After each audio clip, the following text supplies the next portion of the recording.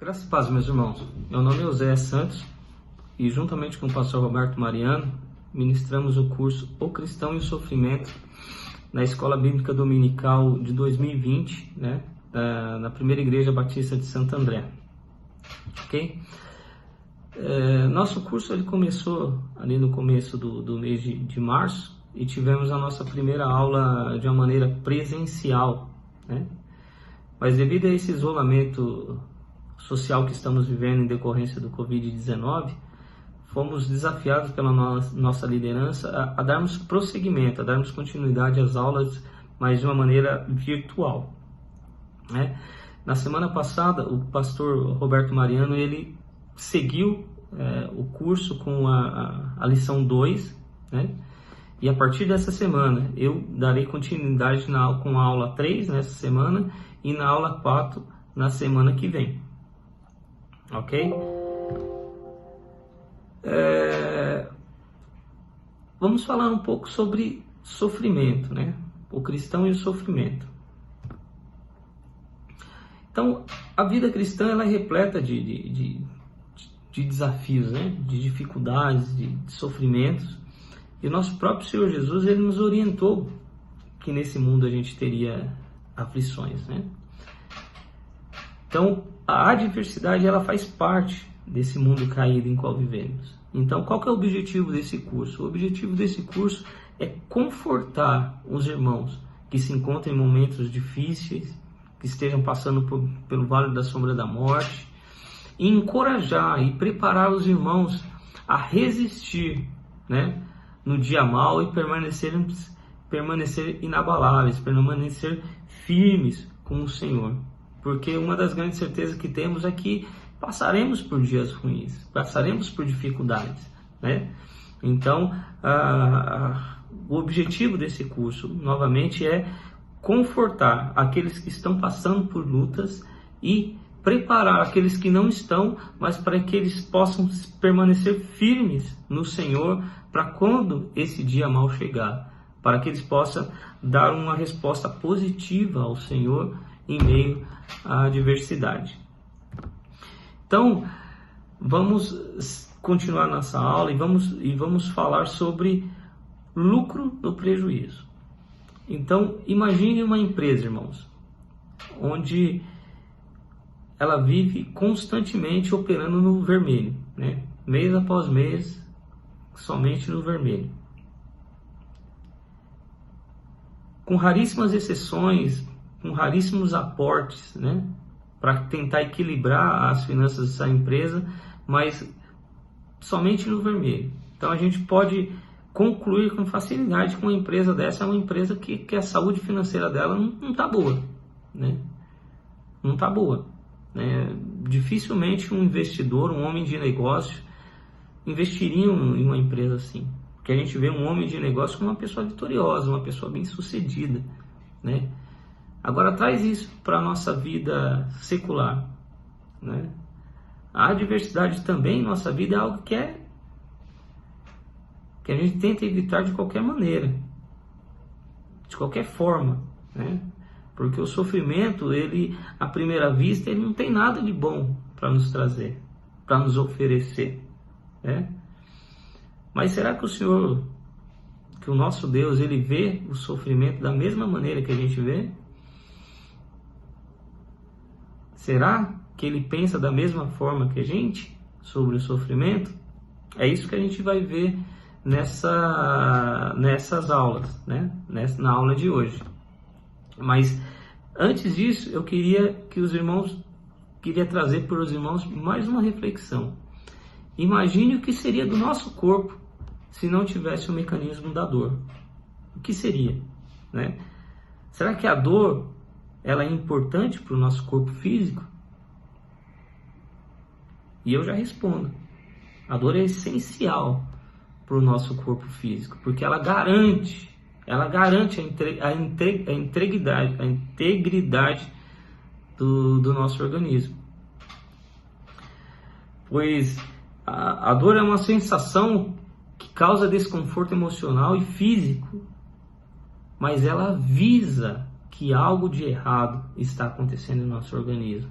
ela nos induz a tomar providências, fazendo com que nos afastemos dos estímulos causadores dessa dor. E o mais importante de tudo, ela nos faz pedir ajuda, né? No caso, uma ajuda médica, né? Então, a dor, o sofrimento, também, assim como a dor física, ela pode demonstrar, ou ela pode nos mostrar que algo de errado está acontecendo com a gente, né? Ela tem essa característica de nos afastar dos estímulos causadores dessa dificuldade. E ela também nos induz a pedir ajuda, né? Então, a gente vai tratar o sofrimento nessa aula, mas de uma outra maneira, de uma outra perspectiva, né? Não somente algo que possa estar acontecendo com a gente e a gente precisa pedir ajuda, a gente precisa corrigir. A gente vai ver ela de uma outra maneira. De uma outra maneira, né? Então, para pensarmos o sofrimento dessa outra maneira, a gente vai precisar voltar para o livro de Gênesis, né? Principalmente nos capítulos 37, 39 e 50 do livro de Gênesis. Vamos estudar a história, a trajetória, a experiência de um grande personagem do Antigo Testamento chamado José, o José do Egito. Pois bem, irmãos, para entendermos ou para falarmos do sofrimento pela perspectiva da vida, da trajetória, né, de José, é preciso primeiro recapitular, né, lembrar ou resumir a história desse grande personagem do Antigo Testamento. Então vamos lá. José era filho de Jacó, né, neto de Isaac e bisneto de Abraão, né, os patriarcas do povo de Israel, né, da nação de Israel. José era o 11º filho de Jacó, né, e ele se tornou o preferido por ser ele o primeiro filho que o Jacó teve com Raquel, que era a mulher que ele mais amava, né, por qual ele trabalhou anos e anos por ela. Pois bem, Jacó era um menino sonhador, né? E por essa preferência que o pai dele tinha por ele, ele começou a causar ciúmes nos seus irmãos mais velhos, né? E a Bíblia relata, né, de 2 sonhos que ele teve, né, e que afloraram ainda mais essa inveja dos irmãos dele, né? Que no caso o primeiro sonho, onde eles estavam no campo recolhendo feixes de lenha e os feixes dos irmãos dele se curvavam perante o feixe dele, né? E num outro sonho, o sol, as estrelas, a lua e as estrelas se curvavam diante dele também, né?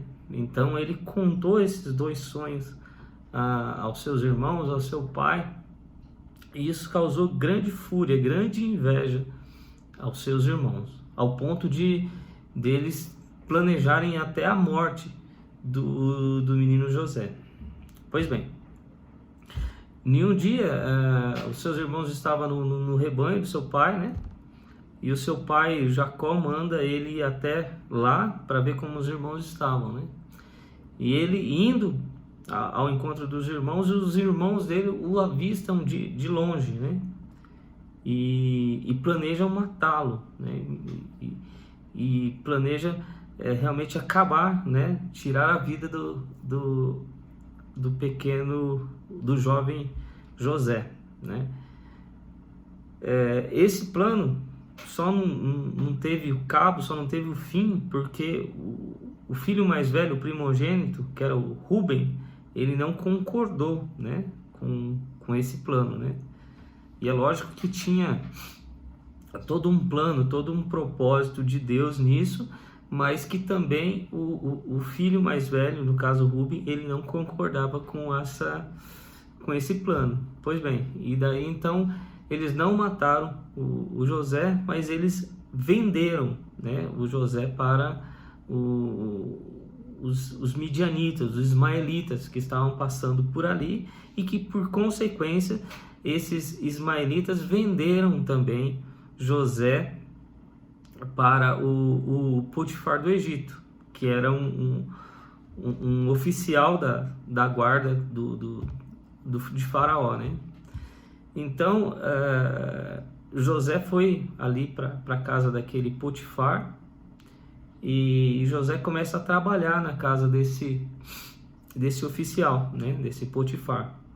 E José, ele começa a desenvolver habilidades administrativas muito boas, né? E José começa a administrar bem todas as posses, toda a casa, né, desse Potifar, ao ponto de ele mesmo confiar a José tudo que ele tinha, né? Então José começa a prosperar, começa a trabalhar, a ser bem sucedido, e começa a prosperar ele e o seu chefe, né, o Potifar. Pois bem, com isso acontece um novo percalço na vida desse jovem, né? A esposa do Potifar, ela se interessa por ele, né? E tenta assediá-lo, né? E começa a cobiçá-lo e assediá-lo, e ao ponto dele ter que fugir dela em todos os momentos, né? E em uma dessas tentativas de assédio, ela consegue pegar a roupa dele e acusá-lo para o seu marido que ele o tinha assediado, né? Que no caso, que era o contrário, né? Que ela tinha assediado ele, mas ela falou ao seu marido que ele tinha assediado. Então José foi preso, né? E fica um tempo na cadeia, na prisão, né? Na prisão, ele começa, pelas suas habilidades administrativas, ele começa a ajudar os carcereiros ali, e começa a administrar aquele ambiente de uma maneira que os carcereiros ali ficam tranquilos, né? Ajuda muito os carcereiros ali, e na cadeia ele desenvolve uma nova habilidade, que é a habilidade de interpretação de sonhos, né? E em um dia, né, dois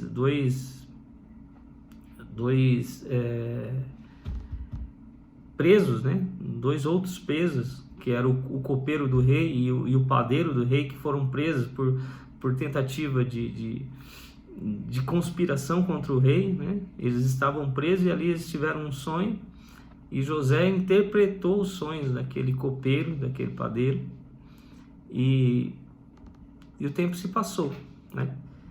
Daí o próprio faraó também teve um sonho mais tarde, né? Onde tinha 7 vacas magras e 7 vacas gordas, né? E essas 7 vacas magras comiam as 7 vacas gordas e permaneciam magras. E faraó ficou muito intrigado com esse sonho, e tentou de diversas maneiras, chamou todos os sacerdotes, todos os adivinhos do Egito, porém ninguém conseguiu dar uma interpretação desse sonho ao faraó, né? O copeiro, que ele tinha sido liberto, tinha sido perdoado pelo faraó, lembrou nesse momento, né, que lá na cadeia existia um jovem hebreu que tinha habilidade de interpretação de sonhos. E aí o faraó chama, né, o jovem José, e o José dá a interpretação correta do sonho do faraó, né?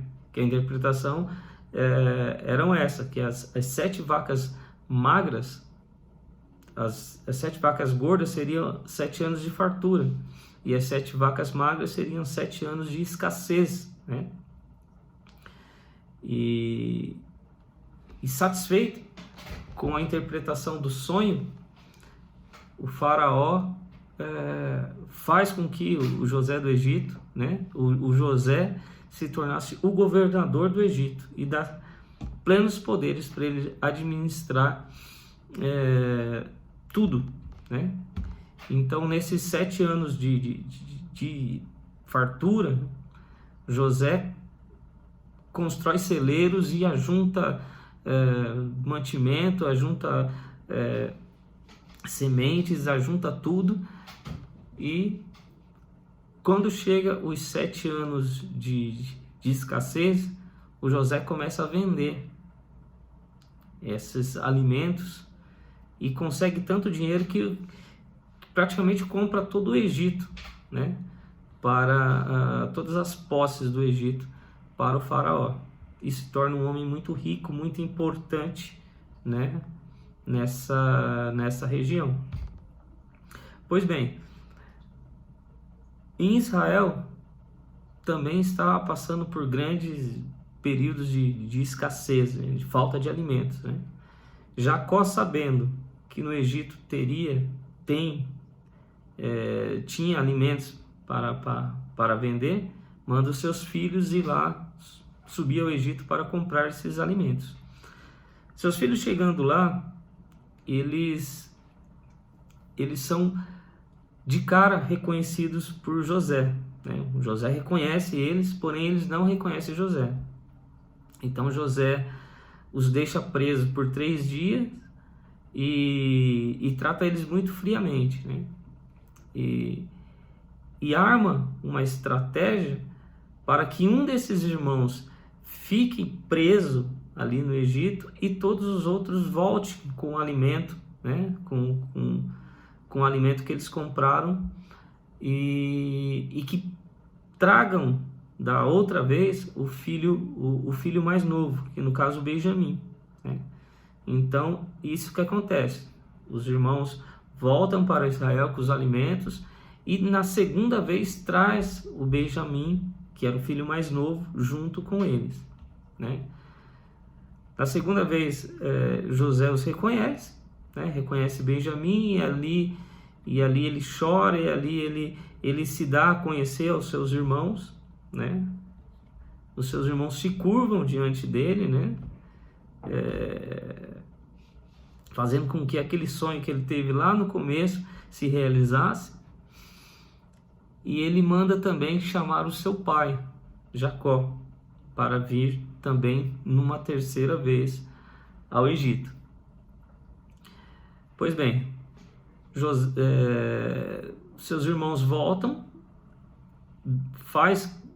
conta toda a história para Jacó, e Jacó se alegra grandemente porque o filho dele, que ele amava, que ele achava que tinha morrido, estava vivo. Então Jacó, junto com seus irmãos, voltam novamente para o Egito, e ali no Egito José o abraça, José o faz conhecer ali e dá uma grande propriedade para eles, e ali nessa propriedade eles começam a plantar e sobreviver, né?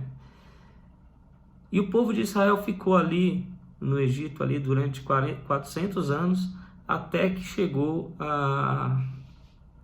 a época, né, de Moisés, né? Mas isso é um outro assunto já para uma outra aula. Então, o resumo da vida de José é essa, né?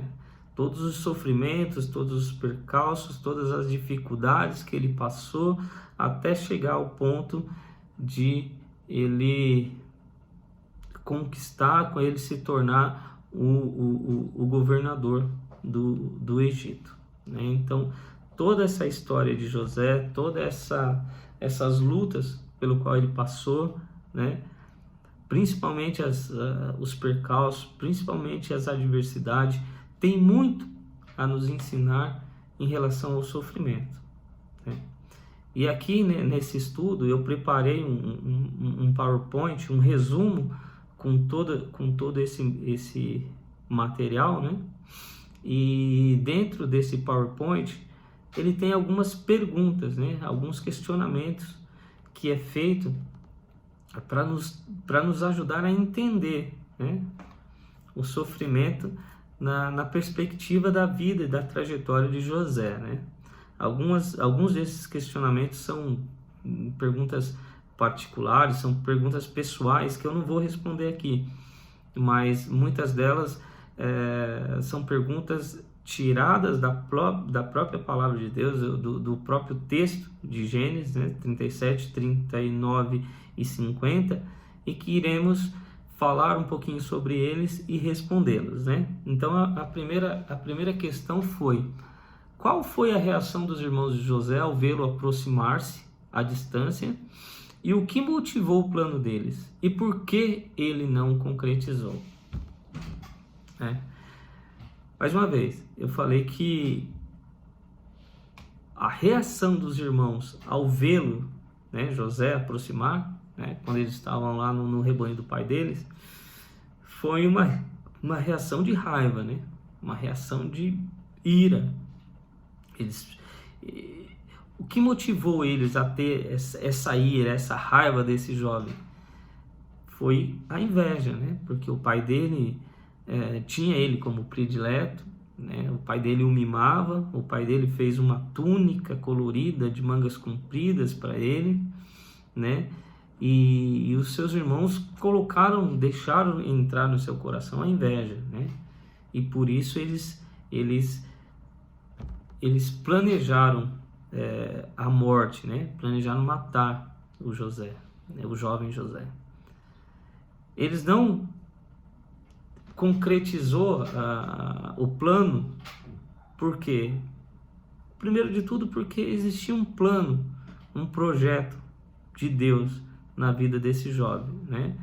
E uma também porque o irmão mais velho, que era o Rúben, ele não concordava com o plano, ele não queria matar o seu irmão mais novo, porque isso ia trazer muito sofrimento ao pai dele, e ele amava o Jacó, né? Então essa foi a resposta da primeira pergunta. A segunda pergunta é: será que os irmãos de José tinham de fato mudado de ideia quanto a matá-lo? E por que eles não mataram seu irmão? Então, eles mudaram sim de ideia, né? Eles mudaram de ideia, porque eles caíram em si, porque falavam: matando o nosso irmão, não podemos fazer isso, porque ele é carne da nossa carne, ele é sangue do nosso sangue, então não vamos fazer isso, né? E também, novamente, porque o irmão dele, né, o mais velho, que tinha às vezes a primeira palavra, né, que era o mais respeitado, ele não concordava, então não foi concretizado por isso também, né? A terceira pergunta: qual a reação você teria se seus irmãos planejassem a sua morte? Você ficaria mais feliz em apenas ser vendido como escravo? Isso é uma pergunta difícil, meu irmão. E é uma resposta pessoal, né? Não vou responder aqui. Vamos pensar, né? Cada um na resposta. Qual seria a sua reação se seus irmãos planejassem a sua morte? Você ficaria mais feliz em apenas ser vendido como escravo, né? Nos dias em qual vivemos, né? Onde irmão mata irmão, pai mata filho, filho mata pai, né? Terrível isso aí. O que você sentiria se seu irmão tentasse, né? Pelo menos tentasse te matar? Você ficaria mais feliz em pelo menos ser vendido como escravo? Essa é uma questão que é bem difícil responder, mas vamos pensar nela. 4. O que os midianitas fizeram com José? Como você se sentiria se fosse tratado como um objeto? Então, o que os midianitas fizeram, né? Os ismaelitas, né? Que aqui são sinônimos, né? O que os ismaelitas fizeram com José? Eles venderam, né? Eles venderam José. Eles compraram dos irmãos e venderam para o Potifar. Ou seja, trataram como um objeto qualquer, como um metal, um perfume, um gado, né? Trataram como um objeto, né? O que você se sentiria? Como você se sentiria se você fosse tratado assim como José foi tratado? como objeto, como algo descartado, né? Descartável, né? Então, isso é também uma resposta pessoal, né? 5. Apesar do desprezo e traição dos próprios irmãos, será que José se encontrava só? Ali no nos versos 2 e 3 do capítulo 39, diz que tudo quanto José tocava era bem sucedido, e o Senhor era com ele. Então, apesar do desprezo, da traição dos irmãos, José nunca se encontrava só. Por quê? Porque o Senhor era com ele, né? Era com ele. E a grande prova disso era que tudo quanto José tocava era bem sucedido, era próspero, se tornava próspero. Por quê? Porque o Senhor era com ele e ele tinha convicção disso. 6. Quando enfrenta alguma dificuldade, você se sente só ou você consegue sentir a presença do Senhor? Isso aí é uma pergunta pessoal. Quando você se enfrenta algum tipo de dificuldade, algum tipo de adversidade, o que você se sente nesse momento? Você consegue sentir a presença do Senhor ou você se sente muitas vezes abandonado? Como se ninguém olhasse para você, ninguém se preocupasse com você? Essa é uma pergunta que cada um deve responder, né?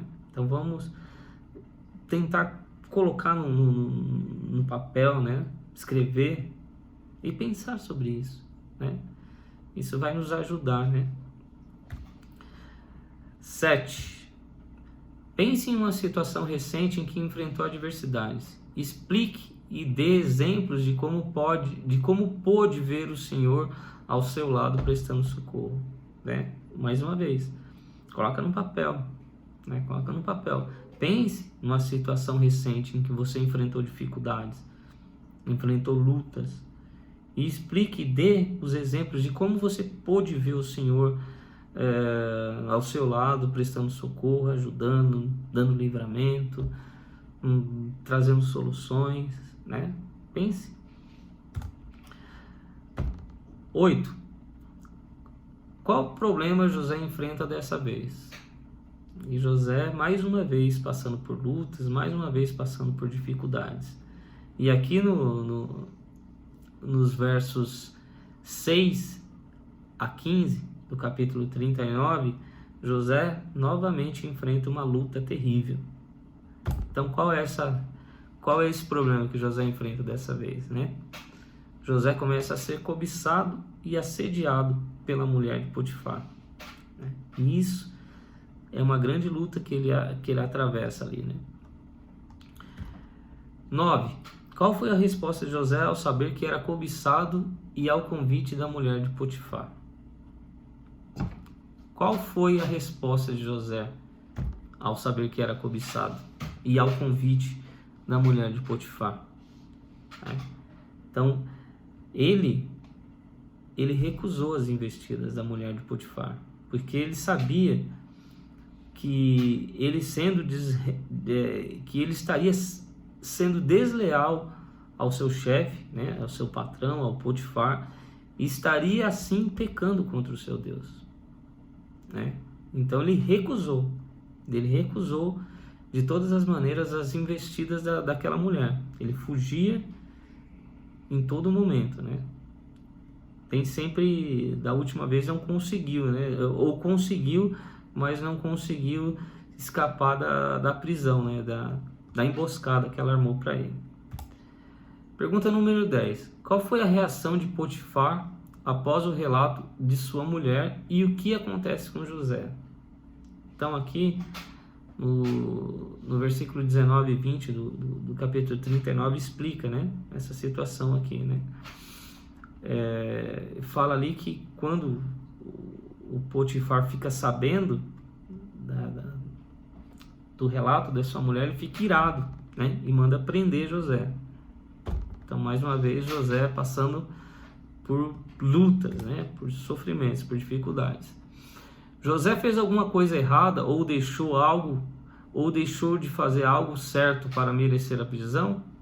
qual foi a reação de José? E aqui eu coloco duas respostas possíveis, né? A primeira é que não, ele fez o que era correto, ele fez como ele era um homem correto e temente a Deus, então ele fugia das investidas da mulher. E sim, ele poderia ter feito uma coisa diferente, ele poderia ter sido um pouco mais experiente e tentado armar uma estratégia para expor as más intenções daquela mulher, né? Então eu coloquei duas respostas possíveis aí, né? Eu prefiro acreditar na primeira, né? Que ele fez tudo certo, né? Porque ele não tinha muita maldade, ele não tinha malícia, né? E como ele era correto, ele era um homem, né, correto e temente a Deus, ele fugia, né? Número 12, perdão. Qual é a sua reação quando você é acusado de algo que não fez? Assim como José, ele foi acusado de algo que ele não fez. Ele foi acusado de ter assediado, de ter abusado da mulher de Potifar, mas ele não fez isso, né? Então, qual é a sua reação quando você é acusado de algo que você não fez, né? Essa é uma resposta também pessoal, né? Cada um deve pensar e responder por si. Pergunta número 13. Como você reagiria se fosse punido por algo que você não merecia, né? Como você reagiria? Você já foi punido por algo que você não fez e que não merecia, né? A resposta pessoal também. A 14. Como você vê o seu sofrimento hoje? Você está passando por lutas, está passando por dificuldades? Como você vê isso hoje, né? Essa é uma resposta que você deve fazer ou dar, né, para você mesmo e para Deus, né? Como você vê o seu sofrimento hoje, né? E para a gente finalizar aqui os questionamentos, né, as perguntas, e também já partir para uma conclusão, né, referente ao capítulo 50, nos versos 20 e 21, explique com as suas palavras o que José afirma nesses capítulos, né? Nesses versículos 20 e 21. Será que a adversidade foge ao controle de Deus? Você acredita que Deus age para o seu bem mesmo diante das dificuldades? Que Ele utiliza mesmo o sofrimento para o seu bem? Né? Então, são várias perguntas aí, né? Então, primeiro, explique com as suas palavras, né? O que José afirma nos versículos 20 e 21 no capítulo 50, né? Daí vem outra questão. Será que a adversidade, o sofrimento foge do controle de Deus? E outra pergunta. Você acredita que Deus age para o seu bem mesmo diante das dificuldades? Como Ele utiliza mesmo o sofrimento para o seu bem? Então, essa é uma das perguntas. Então, eu quero responder algumas, né? Então, será que a adversidade foge ao controle de Deus? De forma alguma, né? De forma alguma. O Senhor tem o controle de todas as coisas, né? Ele tem o controle sobre o Covid-19, o Covid-20 ou qualquer outro vírus que venha aparecer. Ele tem o controle sobre as guerras que aconteceram, que possa acontecer e que acontecem no nosso mundo hoje. Ele tem o controle sobre todas as desgraças, sobre todas as coisas ruins que acontecem no nosso mundo, né? Na nossa vida, né? Ele tem o controle, ele nunca é pego de surpresa, né? Daí a pergunta, você acredita que Deus age para o bem, para o seu bem, mesmo diante das dificuldades, né? E aí vem aquele texto de Filipenses, que todas as coisas cooperam para o bem daqueles que amam a Deus e são chamados pelo seu propósito, né? Então, de fato, Deus age para o bem daqueles que amam a Deus. E Ele agiu, né, para o bem de José, o bem da sua família e o bem de todo o povo de Israel. Que ao contrário, seria extinto, né? Porque o povo de Israel, com aquela fome que eles estavam passando, com aquela escassez que eles estavam falando, se não é a ação, se não é a estratégia de José, de levá-los ao Egito, alimentá-los e dar uma propriedade a eles, para eles pudessem continuar suas vidas, eles estariam extintos e não teríamos o povo de Deus, né? A nação escolhida de Deus, né?